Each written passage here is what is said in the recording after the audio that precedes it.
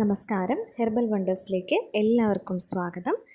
ഇന്ന് നമ്മൾ പുരുഷ വന്ധ്യതയിലെ പ്രധാന കാരണമായിട്ടുള്ള ഒരു വെരിക്കോസീൽ എന്ന കണ്ടീഷനെ പറ്റിയിട്ടാണ് നമ്മളിന്ന് സംസാരിക്കുന്നത്. സ്ത്രീ പുരുഷ വന്ധ്യത ഇന്നത്തെ കാലഘട്ടത്തിൽ വളരെയധികം കൂടിക്കൊണ്ടിരിക്കുകയാണ്. ഇപ്പോൾ അതുകൊണ്ട് തന്നെ ആധുനിക ചികിത്സകളായിട്ടുള്ള IVF, IUI ഇതൊക്കെ ഇന്ന് സാധാരണമായി ആളുകൾക്കിടയിൽ പ്രചരിച്ചു കൊണ്ടിരിക്കുകയാണ്. ആയുർവേദികപരമായി ചിന്തിക്കുകയാണെന്നുണ്ടെങ്കിൽ അണ്ഡത്തിൻ്റെയും ബീജത്തിൻ്റെയും ആരോഗ്യവും എപ്പോഴാണ് അണ്ഡവിസർജനം നടക്കുന്നത് എന്നതിനെ പറ്റിയിട്ടുള്ളൊരു അറിവ്, അതായത് ഓവുലേഷൻ എപ്പോഴാണ് നടക്കുന്നത്, എങ്ങനെയൊക്കെയാണ് അതിനെ തിരിച്ചറിയാൻ പറ്റുക എന്നതിനെ പറ്റിയിട്ടുള്ള അറിവ് കുറവും, അതുപോലെ എന്തൊക്കെ ഭക്ഷണം കഴിക്കണം, എങ്ങനെയാണ് ഏതൊക്കെ സമയത്താണ് ഈ സ്ത്രീ പുരുഷ ബന്ധം ഉണ്ടാവേണ്ടത് എന്നതിനെപ്പറ്റിയൊക്കെ ഉള്ള അജ്ഞതയാണ് കൂടുതലായും ഈ വന്ധ്യതയിലേക്ക് നയിക്കുന്നത്. മാനസിക പിരിമുറുക്കവും ജോലി സമ്മർദ്ദവും ഇതിനൊരു കാരണം തന്നെയാണ്. പിന്നെ അന്തരീക്ഷത്തിലെ ചൂടും കാലാവസ്ഥാ വ്യതിയാനവും പോലും മനുഷ്യൻ്റെ ഫെർട്ടിലിറ്റിയെ ബാധിക്കുന്നുണ്ട്. പിന്നെ നമ്മൾക്ക് പറയേണ്ട ആവശ്യമില്ലല്ലോ, ഭക്ഷണത്തിലെ ജങ്ക് ഫുഡ്സും അതുപോലെ തന്നെ പ്രോസസ്ഡ് ആയിട്ടുള്ള ഫാറ്റുകളുമെല്ലാം നമ്മളുടെ ഭക്ഷണത്തിൽ ഉപയോഗിക്കുന്നത് കൊണ്ട് തന്നെ അത് വരുത്തി വയ്ക്കുന്ന പലതരത്തിലുള്ള ധമനീ സംബന്ധമായ പ്രശ്നങ്ങളും സമ്പൂർണ്ണമായിട്ടുള്ള ആരോഗ്യ സംബന്ധമായിട്ടുള്ള പലതരത്തിലുള്ള പ്രശ്നങ്ങളും ഉറക്കക്കുറവും എല്ലാം തന്നെ ഫെർട്ടിലിറ്റിയെ, അത് സ്ത്രീക്കെന്നോ പുരുഷനെന്നോ ഇല്ല, രണ്ടു പേർക്കും ഒരേപോലെ തന്നെ ബാധിക്കുന്നുണ്ട്. സ്ത്രീകളെ സംബന്ധിച്ച് PCOD ഇപ്പോൾ ചെറിയ പ്രായത്തിൽ തന്നെ ആരംഭിക്കുകയാണ്. പെൺകുഞ്ഞുങ്ങൾ ചെറിയ പ്രായത്തിൽ തന്നെ ഏകദേശം 9 വയസ്സ് മുതൽ തന്നെ ഇപ്പോൾ മെൻസ്ട്രുവൽ പീരീഡ് ആയി തുടങ്ങുകയാണ്. അപ്പോൾ ഇതെല്ലാം കാലഘട്ടത്തിൻ്റെ, കാലാവസ്ഥയുടെ, സാഹചര്യങ്ങളുടെ എല്ലാം സമ്മർദ്ദത്തിൽപ്പെട്ട് മാറ്റങ്ങൾ ശാരീരികമായും മനുഷ്യന് സംഭവിച്ചുകൊണ്ടിരിക്കുകയാണ്. ഇതിൽ പുരുഷവന്ധ്യതയിൽ പ്രധാനപ്പെട്ട ഒന്നാണ് വെരിക്കോസീൽ എന്നത്. നമ്മൾ വളരെയധികം പറഞ്ഞു കേട്ട് പരിചയമുള്ളൊരു പേരായിരിക്കും വെരിക്കോസ് വെയിൻ എന്നുള്ളത്. കാലിൻ്റെ പുറകുവശത്ത് ഉള്ള മസിലിൽ തടിച്ച് ഞരമ്പുകൾ തടിച്ച് നീലിച്ച് കിടക്കുന്നതായിട്ട് പലരുടെയും കാണാറുണ്ട്. കൂടുതലായും നിന്ന് ജോലി ചെയ്യുക, ഇരുന്ന് ജോലി ചെയ്യുക എന്നിങ്ങനെയൊക്കെയുള്ളവർക്കാണ് ഇത് കൂടുതലായും കണ്ടുവരുന്നത്. അതായത് ഡ്രൈവേഴ്സ്, ടീച്ചേഴ്സ് ഇവർക്കൊക്കെ ആയിരിക്കും ഇത് കൂടുതലായിട്ടുണ്ടാവുക. ടൈലേഴ്സിന് ഉണ്ടാവാറുണ്ട്, പക്ഷേ അവരുടെ മസിൽസ് എപ്പോഴും വർക്കിംഗ് ആയതുകൊണ്ട് കൂടുതലായും അങ്ങനെ കണ്ടുവരാറില്ല. അപ്പോൾ ഇത് നിങ്ങൾ കണ്ടിട്ടുള്ളതായിരിക്കാം, ഈ ഒരു പേര് കേട്ടിട്ടുള്ളതായിരിക്കാം.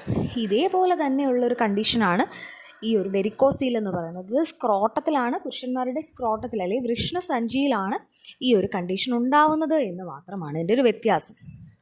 ഈ ബീജവാഹിനി കുഴലിൽ കൂടിയാണ് പാകമായിട്ടുള്ള ബീജങ്ങൾ പുറത്തേക്ക് വരുന്നത്. അപ്പോൾ ഈ ബീജവാഹിനി കുഴലിന് ചുറ്റും കുറേയധികം സിരകളുണ്ട്, ക്യാപ്പിലറീസ് ഉണ്ട്. അത് തടിച്ച് ചുരുണ്ട് കിടക്കുന്ന ഒരവസ്ഥയാണ് ആയുർവേദത്തിൽ നമ്മളിതിനെ സിരാഗ്രന്ഥി എന്ന് പറയും. ഇതാണ് വെരിക്കോസീൽ എന്ന് പറയുന്നത്. അപ്പോൾ അങ്ങനെ വരുമ്പോൾ എന്ത് സംഭവിക്കുമെന്ന് വെച്ചാൽ, പാകമാകാതെയുള്ള ബീജങ്ങളും അതുപോലെ തന്നെ വളരെയധികം മ്യൂട്ടിലേറ്റഡ് ആയിട്ടുള്ള, അല്ലെങ്കിൽ ഹെഡിനും ടെയിലിനും ഒക്കെ ഒരുപാട് ഡിഫക്ട്സ് ഉള്ള സ്പേമുകളായിരിക്കും ഇത്തരം കണ്ടീഷനിൽ പുറത്തു വരുന്നത്.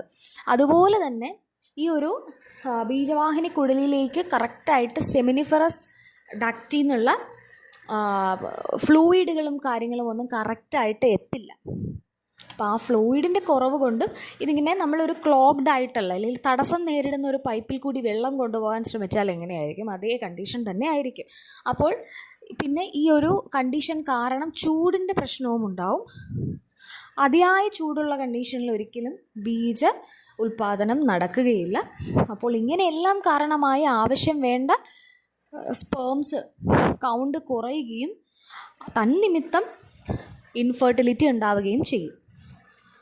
ഇത് മിക്കവാറും വൃഷ്ണത്തിൻ്റെ ഇടതുവശത്തായിട്ടാണ് കണ്ടുവരുന്നത്.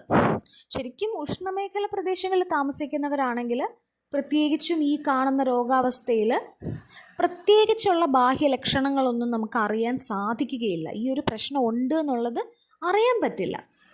ചിലർക്ക് മാത്രം വെരിക്കോസീലുള്ള ആ ഒരു വശത്ത്, പ്രധാനമായും ഇടത് വശത്താണ് കാണാറുള്ളത്, പക്ഷേ ഈ വശത്ത് വേദനയോട് കൂടിയുള്ളൊരു വലിച്ചിൽ ചിലർക്ക് അനുഭവപ്പെടും.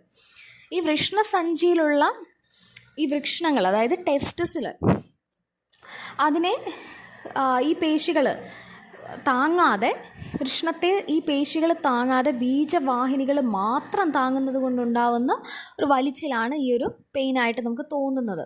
ഇപ്പോൾ വൃഷ്ണത്തിൽ തൊട്ട് നോക്കുകയാണെന്നുണ്ടെങ്കിൽ വിരലുകൾ ചുറ്റിപ്പിണഞ്ഞ് കിടക്കുന്നത് പോലെ ഞരമ്പ് തടിച്ച് കിടക്കുന്നത് ഈ കണ്ടീഷനിൽ അറിയാൻ സാധിക്കും. തുടക്കത്തിൽ അറിയാൻ സാധിക്കില്ല, കുറച്ചും കൂടിയൊക്കെ ഡെവലപ്പായിട്ട് ഒരു ഗ്രേഡ് 2 എത്തി കാര്യങ്ങൾ വഷളാകുമ്പോൾ മാത്രമാണ് ഇങ്ങനെ തൊട്ടറിയാനൊക്കെ സാധിക്കുക. ഊഷ്മാവിനോട് നന്നായിട്ട് പ്രതികരിക്കുന്ന ഒരു അവയവമാണ് ഈ വൃഷ്ണം എന്ന് പറയുന്നത്. അതായത് അതുകൊണ്ട് കാരണം എന്താണെന്ന് വെച്ചാൽ ഹൈ ടെമ്പറേച്ചറിൽ ഒരിക്കലും ബീജോത്പാദനം നടക്കുകയില്ല. അതുകൊണ്ട് തന്നെയാണ് ഇതിനെ വൃഷ്ണസഞ്ചിക്കുള്ളിൽ നിർത്തുന്നത് 2 പ്രധാന പേശികളാണ്. അതിൽ ആയുർവേദത്തിൽ അതിനെ നമ്മൾ മലയാളീകരിച്ച് പറയുകയാണെങ്കിൽ ഫലകോശകർഷിണി എന്നും വൃഷ്ണോന്നമനി എന്നും പറയുന്ന 2 പേശികളാണ്. ഇവ ഒരു തെർമോസ്റ്റാറ്റ് പോലെയാണ് ശരിക്കും പറഞ്ഞാൽ പ്രവർത്തിക്കുന്നത്. അതായത് ചൂട് കൂടുതലായിട്ടുള്ള അവസ്ഥയിൽ ഇത് ശരീരത്തിൽ നിന്ന് വിട്ടു നിൽക്കും. ഈ പേശികൾ അയഞ്ഞ് ശരീരത്തിൽ നിന്ന് വിട്ടു നിൽക്കുകയും തണുപ്പായിട്ടുള്ള സന്ദർഭങ്ങളിൽ കുറച്ച് ചൂട് വേണമല്ലോ എന്നുള്ളൊരു ഒരു കണ്ടീഷനിൽ വരുമ്പം ഈ പേശികൾ ടൈറ്റ് ആവുകയും ശരീരത്തോട് വൃഷ്ണങ്ങൾ ചേർന്ന് നിൽക്കുകയും ചെയ്യും. അപ്പോൾ ശരിയായ രീതിയിൽ ബീജോത്പാദനം നടക്കണമെന്നുണ്ടെങ്കിൽ വൃഷ്ണസഞ്ചിയിലെ ചൂട് ശരീരത്തിൻ്റെ ടോട്ടൽ ഊഷ്മാവിനേക്കാളും 25 ഡിഗ്രി സെൽഷ്യസ് എങ്കിലും കുറവായിരിക്കണം. ഇപ്പോൾ ഒന്ന് ആലോചിച്ച് നോക്കിയാൽ മനുഷ്യ ശരീരത്തിൻ്റെ നോർമൽ ടെമ്പറേച്ചർ എന്ന് പറയുന്നത് തന്നെ 37 ഡിഗ്രി സെൽഷ്യസ് ആണ്. അതിൽ 25 ഡിഗ്രി സെൽഷ്യസ് കുറവായിരിക്കണം എപ്പോഴും വൃഷ്ണത്തിലുള്ള ടെമ്പറേച്ചർ. അപ്പോൾ ഇത് എത്രത്തോളം നമുക്ക് സാധ്യമാകുന്നുണ്ടാവും ഈ ഒരു കണ്ടീഷനിൽ? അത്യധികം ചൂട് കൂടുതലായിട്ടുള്ള കണ്ടീഷനിൽ കൂടിയാണ് നമ്മളിപ്പം കേരളത്തിൽ പ്രധാനമായിട്ടും ഇപ്പോൾ കടന്നുപോയിക്കൊണ്ടിരിക്കുന്നത്. ഇപ്പോൾ ചുറ്റുമുള്ള ഊഷ്മാവിൻ്റെ നിലവാരം അനുസരിച്ചാണ് ഇത് തെർമോസ്റ്റാറ്റ് പോലെ ഈ പേശികൾ പ്രവർത്തിക്കുന്നത് തന്നെ. എന്നാൽ വൃഷ്ണസഞ്ചിയിൽ ഈ സിരാഗ്രന്ഥി രൂപപ്പെട്ടിട്ടുണ്ടെങ്കിൽ ഭാരം കൊണ്ട് വൃഷ്ണസഞ്ചി കൂടുതൽ തൂങ്ങിപ്പോവും. അപ്പോൾ ഈ പേശികളുടെ പ്രവർത്തനം തടസ്സപ്പെടും. അങ്ങനെ തടസ്സപ്പെടുമ്പോൾ ഈ ചുറ്റിപ്പിണഞ്ഞ് കിടക്കുന്ന ഞരമ്പുകൾ വീർത്തിട്ട് അവയിൽ ഉൾക്കൊള്ളുന്ന രക്തത്തിന് ക്രമാതീതമായ ചൂടുണ്ടാകും. അങ്ങനെ ബീജോത്പാദന പ്രക്രിയ കാര്യമായി അവിടെ നടക്കാതിരിക്കും. ഏതാണ്ട് പുരുഷന്മാരിലെ വന്ധ്യതയിൽ 80% ഈ വെരിക്കോസിൽ തന്നെയാണ് കാണപ്പെടുന്നത്.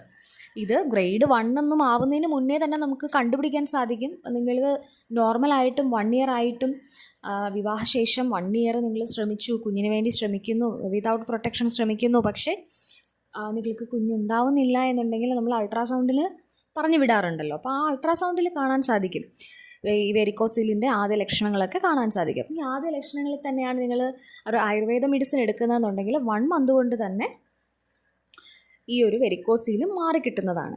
ഉള്ളിൽ കഴിക്കാനുള്ള മരുന്നും പുറമേ ഉപയോഗിക്കാനുള്ള മരുന്നും കൂടിയാണ് ഈ ഒരു വെരിക്കോസിലിന് നമ്മൾ കൊടുക്കുന്നത്. അതേസമയം ഗ്രേഡ് 2, ഗ്രേഡ് 1 മുകളിലേക്കുള്ളതിനൊക്കെ മിക്കവാറും ശസ്ത്രക്രിയകൾ പറയാറുണ്ട് ഇന്നത്തെ ഒരു കാലഘട്ടത്തിൽ. അപ്പോൾ ഈ ശസ്ത്രക്രിയയ്ക്കും ആഫ്റ്റർ ഇഫക്ട്സ് ഉണ്ടോ എന്ന് ചോദിച്ചാൽ ചെയ്തിട്ടുള്ള പലരും പറയുന്നത് പലതരത്തിലുള്ള ആഫ്റ്റർ ഇഫക്ട്സുകൾ ഉണ്ട് എന്നുള്ളതാണ്. അപ്പോൾ അത് ഓരോരുത്തരുടെ സൗകര്യം അനുസരിച്ചാണ് ശരിക്കും പറഞ്ഞാൽ ഇതൊക്കെ തീരുമാനിക്കേണ്ടത്. നിങ്ങൾക്ക് എപ്പോൾ കുഞ്ഞ് വേണം, എപ്പോഴാണ് നിങ്ങളുടെ സമയം എങ്ങനെയാണ് നിങ്ങൾ ക്രമീകരിക്കാൻ പോകുന്നത്, നിങ്ങളുടെ ജോലിയുടെ രീതി എങ്ങനെയാണ്, അങ്ങനെയൊക്കെയുള്ള പല കാരണങ്ങളുമാണ് ഈ ഒരു തീരുമാനത്തിലേക്കൊക്കെ നിങ്ങളെ കൊണ്ട് എത്തിക്കുന്നത്. ഇപ്പോൾ പുറത്ത് ജോലി ചെയ്യാൻ ഫോറിൻ കൺട്രീസിൽ ജോലി ചെയ്യുന്നവരാണ്, അങ്ങനെയാണ് നിങ്ങൾ ഭാര്യയും ഭർത്താവും വിട്ടു നിൽക്കുന്നവരാണ്, അപ്പോൾ ഇങ്ങനെയൊരു കണ്ടീഷൻ കണ്ടു, അങ്ങനെയുള്ളവർക്കൊക്കെ തുച്ഛമായ ദിവസങ്ങൾ മാത്രമായിരിക്കും ചിലപ്പോൾ നാട്ടിൽ നിൽക്കാൻ സാധിക്കുക. അങ്ങനെയുള്ളവരൊക്കെ സർജറിയിൽ പോയി ഇങ്ങനെ കൺസീവ് ആകുന്നവരുണ്ട്. അപ്പോൾ നിങ്ങളുടെ സാഹചര്യം നിങ്ങൾ എപ്പോഴും കണക്കിലെടുത്തുകൊള്ളുക. അപ്പോൾ ഗ്രേഡ് 1 മേലെയുള്ളതാണെന്നുണ്ടെങ്കിൽ 3 മാസത്തിനുള്ളിൽ തന്നെ നമുക്ക് ആയുർവേദ ട്രീറ്റ്മെൻറ്റ് സുഖപ്പെടുത്താൻ സാധിക്കുന്ന ഒരു കണ്ടീഷൻ തന്നെയാണ്. അപ്പോൾ ഇതൊരിക്കലും ഭയത്തോടു കൂടി കാണേണ്ട ഒരു സബ്ജക്റ്റ് അല്ല. ഇതിന് നിങ്ങൾ വൈദ്യസഹായം എടുത്ത ശേഷം ഡോക്ടർ പറയുന്നത് പോലെ കൃത്യമായിട്ടുള്ള പഥ്യവും അതുപോലെ മരുന്നുകളും ഉപയോഗിക്കുകയാണെന്നുണ്ടെങ്കിൽ ആയുർവേദം കൊണ്ട് യാതൊരു സർജറിയും ഇല്ലാതെ തന്നെ വെരിക്കോസിൽ സുഖമായി നിങ്ങൾക്ക് ഹീൽ ചെയ്യിച്ചെടുക്കാൻ സാധിക്കും. അപ്പോൾ കൂടുതൽ വിവരങ്ങൾക്ക് കോൺടാക്റ്റ് ചെയ്യാം. സംശയങ്ങളുണ്ടെന്നുണ്ടെങ്കിൽ കമൻറ്റിൽ അറിയിക്കാം. കൺസൾട്ടേഷൻ്റെ ഡീറ്റെയിൽസൊക്കെ ഡിസ്ക്രിപ്ഷൻ ബോക്സിൽ കൊടുത്തിട്ടുണ്ട്. ഇനി പുതിയതായിട്ട് നിങ്ങൾക്ക് എന്തെങ്കിലും കാര്യങ്ങളെപ്പറ്റി വീഡിയോ ചെയ്ത് അറിയണമെന്നുണ്ട് എന്നുണ്ടെങ്കിൽ കമൻറ്റിൽ രേഖപ്പെടുത്താം. മറ്റുള്ളവർക്ക് കൂടി പ്രയോജനപ്രദമാകുവാൻ വേണ്ടിയിട്ട് നിങ്ങളുടെ ഫ്രണ്ട്സിനും ഫാമിലിക്കും ഒക്കെ ഒന്ന് അയച്ചു കൊടുക്കാൻ ശ്രദ്ധിക്കുക.